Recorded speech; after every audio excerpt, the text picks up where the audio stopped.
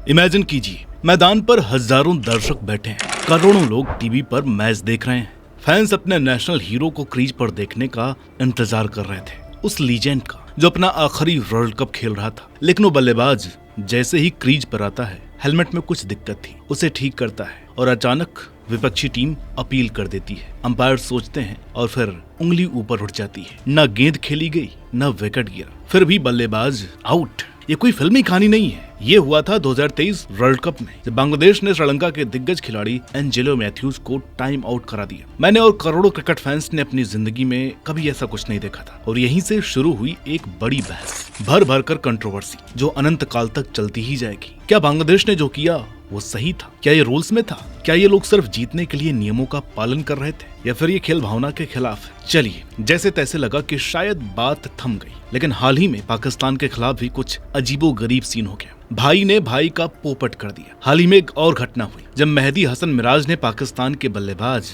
सलमान आगा को क्रीज से बाहर देखकर रन आउट करने की सफल कोशिश की। और सवाल यहीं खत्म नहीं होता है, तो क्या ये स्मार्ट क्रिकेट है या फिर बदतमीजी? और सबसे बड़ा सवाल, क्या ऐसे जीतना सही है? लेकिन हर बार बांग्लादेशी ऐसी हरकतें क्यों करता है? हर बार ये कंट्रोवर्सी में क्यों आते हैं? आज हम इसी मुद्दे को गहराई से समझने वाले हैं। क्रिकेट, देखिए, जब भी इस खेल की बात हो तो क्रिकेट को हमेशा से जेंटलमैन गेम कहा गया। वो जेंटलमैन जो मैदान पे उतरे, तमीज से अपना काम करे, कोई गाली गलौज नहीं, कोई नियमों का उल्लंघन नहीं, मैच खेले और घर को जाए। लेकिन अक्सर लोग इसका गलत इंटरप्रिटेशन कर लेते हैं। अब इसका मतलब सिर्फ इतना नहीं कि खिलाड़ी सफेद कपड़े पहनते हैं या नियमों का पालन करते हैं तो जेंटलमैन स्पोर्ट्स हो गया। इसका असली मतलब है सम्मान, ईमानदारी और खेल भावना। क्रिकेट में कई बार ऐसी परिस्थितियां आती हैं जहाँ खिलाड़ी नियमों का फायदा उठा सकते हैं। अरे भाई, क्रिकेट में अगर नियम बना है तो उसका फायदा लो। सही है या गलत है, इसका फैसला करने को गवर्निंग बॉडी है ना, आईसीसी। बतौर प्लेयर आपका काम है रूल को फॉलो करना। अब खिलाड़ी यही सोचने लग जाए कि मैं स्पोर्ट्समैन स्पिरिट ही दिखाऊंगा, ठीक है, कई मौकों पर बात समझ में आती है, लेकिन एंड ऑफ द डे जीत ही मायने रखती है। तो एक प्लेयर की तरह खेलिए, सिर्फ अपना काम कीजिए। ये बात और है कि कई महान खिलाड़ियों ने ऐसा करने से इनकार कर दिया, क्योंकि उनके लिए स्पोर्ट्समैनशिप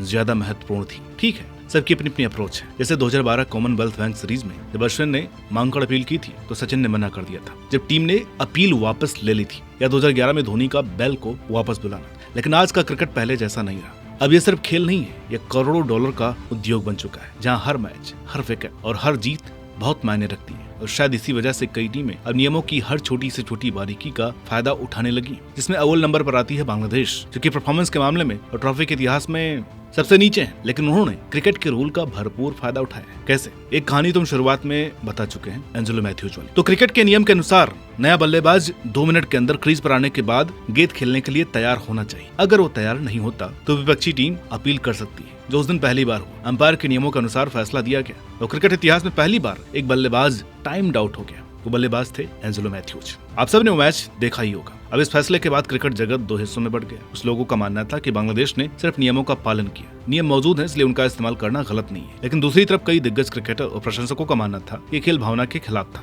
मैथ्यूज जानबूझकर समय बर्बाद नहीं कर रहे थे, उनका हेलमेट टूट गया था, जो कि वास्तविक समस्या थी। अब ऐसे में अगर बांग्लादेश अपील वापस ले लेता तो शायद ये क्रिकेट की भावना के अनुरूप होता। लेकिन मैच के बाद शाकिब की स्टेटमेंट कि एक फील्डर ने मुझे अपील करने को कहा, ये रूल में था तो मैंने अपील की। राइट रॉन्ग दुनिया देखे, मैं तो वॉर में था और मुझे फैसला लेना था। इससे साफ हो गया कि ये लोग क्रिकेट को वॉर की तरह खेलते हैं, स्पोर्ट्स की तरह नहीं। और दूसरा विवाद अभी जो हाल ही में हुआ, पाकिस्तान और बांग्लादेश के मैच के दौरान एक दिलचस्प पल देखने को मिला। मोहम्मद रिजवान ने मेहदी हसन मिराज की बॉल पर उन्हीं की तरह एक डॉट बॉल खेली, जो नॉन स्ट्राइकर बल्लेबाज सलमान आगा के बैट और पैड पर लगी। भाई क्रीज से थोड़ा बाहर निकल पड़े थे, बॉल उठाने को झुके, लेकिन मिराज उनसे तेज थे। उन्होंने थ्रो मारकर अपील भी कर डाली और सलमान आगा बीच मैदान छाती पीटने लगे। मैं तो लुट गया। तकनीकी रूप से या पूरी तरह नियमों के अंदर था। नहीं, उनका रोना नहीं, मिराज की हरकत, क्योंकि ना तो सलमान आगा का किसी ने रास्ता रोका, रोकते तो 5 रन की पेनल्टी लगती, और ना ही बॉल डेड हुआ था। अगर सलमान आगा बॉल उठा भी लेते तो अब ऑब्स्ट्रक्टिंग द फील्ड आउट हो जाते, क्योंकि बांग्लादेश को अपील करनी ही थी। और ये ठीक भी है, फील्डर तो आउट करने की कोशिश करेगा।